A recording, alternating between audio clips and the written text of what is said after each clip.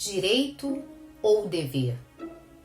A natureza do voto no Brasil é alvo desse questionamento. Muitos se perguntam qual seria o reflexo na participação política da população caso o voto fosse facultativo. E é por isso que no Redacionando de hoje nós vamos falar sobre o voto obrigatório em questão no Brasil. Vem comigo!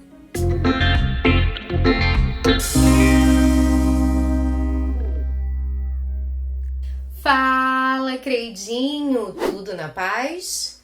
Cá estou eu, professora Sabrina Oliveira, uma das suas professoras de redação aqui do Agora de 7.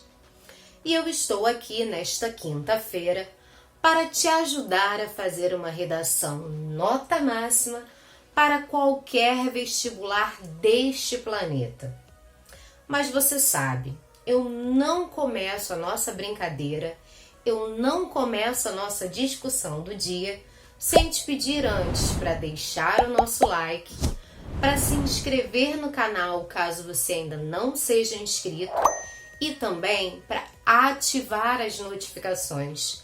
Assim você não perde nenhum dos nossos conteúdos, tá ok? Embora eu esteja inserido no universo dos direitos políticos, o voto é obrigatório no Brasil, assim como em outros 21 países do mundo, dentre os quais 12 são latino-americanos. No nosso país, a opção de votar ou não é concedida a apenas 3 grupos: os analfabetos, os jovens entre 16 e 18 anos e os idosos com mais de 70 anos. Nesse contexto, com certa frequência, surge um grande dilema no nosso país. Se o voto é um direito alinhado aos princípios democráticos pelos quais o nosso país é regido, por que votar é uma obrigação e não uma opção? O primeiro ponto que nós devemos considerar é que, embora no Brasil votar seja uma disposição obrigatória, em termos de números, nós não estamos muito distantes de países nos quais o voto é facultativo. O eleitor brasileiro que não vota fica impedido de assumir cargos públicos, de tirar passaporte, entre outras sanções. Mas é muito fácil escapar dessas punições. Quando um eleitor brasileiro não vota, ele tem 60 dias para justificar. E caso não o faça nesse prazo, basta que ele pague uma multa de R$ 3,50 para regularizar a sua situação. É por isso que muitos estudiosos da área da política brasileira dizem que no Brasil não é o voto que é obrigatório, e sim a justificativa. Como é fácil e barato arcar com as consequências de não votar, boa parte da nossa população opta por não ir às urnas. Outra parte, embora vá, compareça ao pleito, opta por votar nulo ou em branco. Para nós termos uma noção, nas últimas eleições, o Tribunal Superior Eleitoral contabilizou mais de 30 milhões de abstenções. Não se via um número tão alto no cenário nacional desde as eleições de 1989. Diante desses dados, pensar que o voto é obrigatório no Brasil não passa de uma grande ilusão, não é mesmo?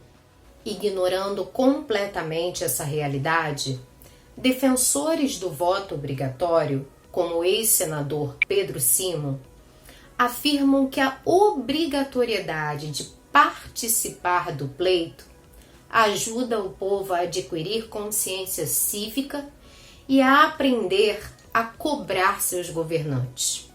Ou seja, seguindo essa linha de raciocínio, o hábito frequente de votar fomentaria na população a consciência política. E aí eu te pergunto, isso faz sentido? Claro que não, né?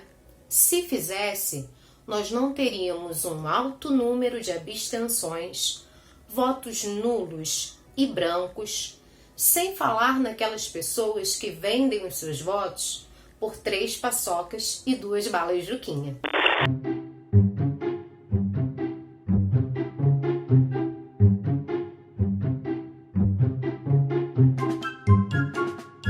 Então, o sistema de voto obrigatório é prejudicial ao processo democrático, já que, quando o eleitor vota, ele o faz por medo e não por vontade.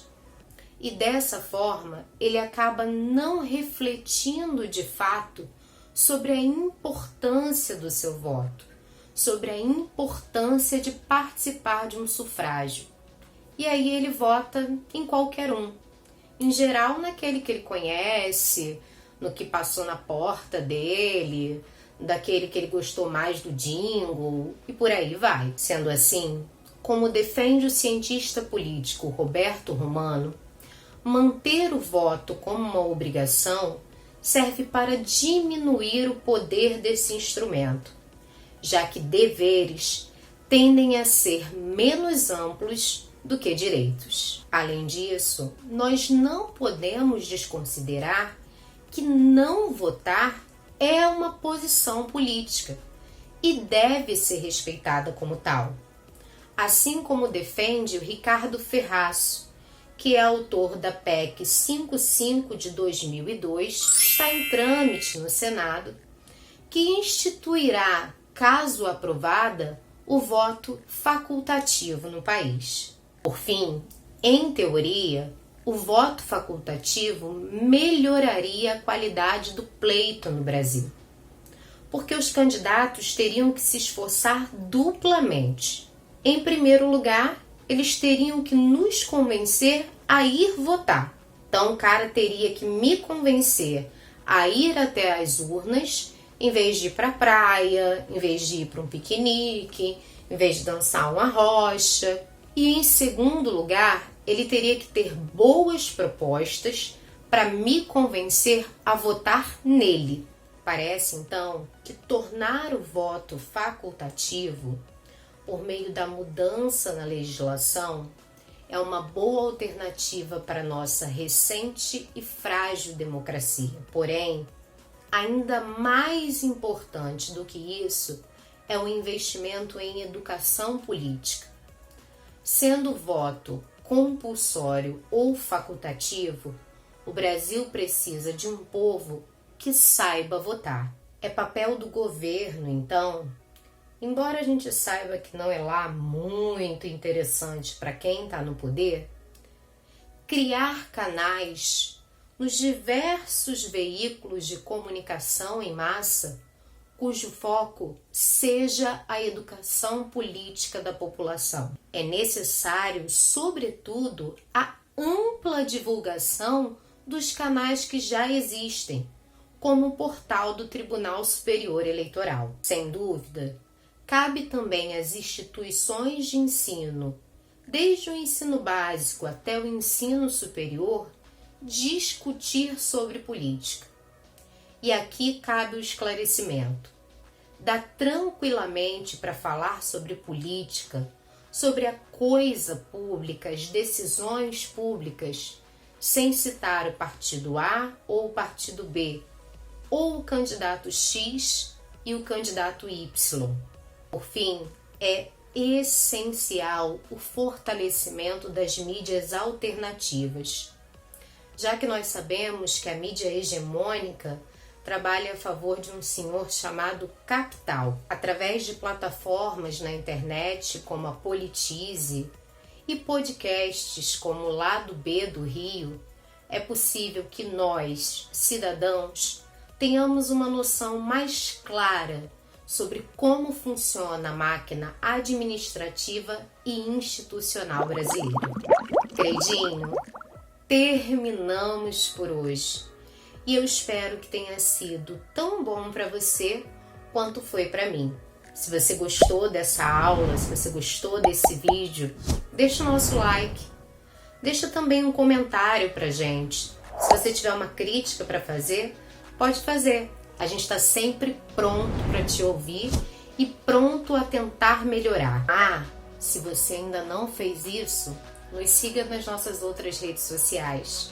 Nós estamos no Instagram, no Facebook e no Twitter. Eu te espero na semana que vem. Um beijo, até a próxima. Tchau, tchau!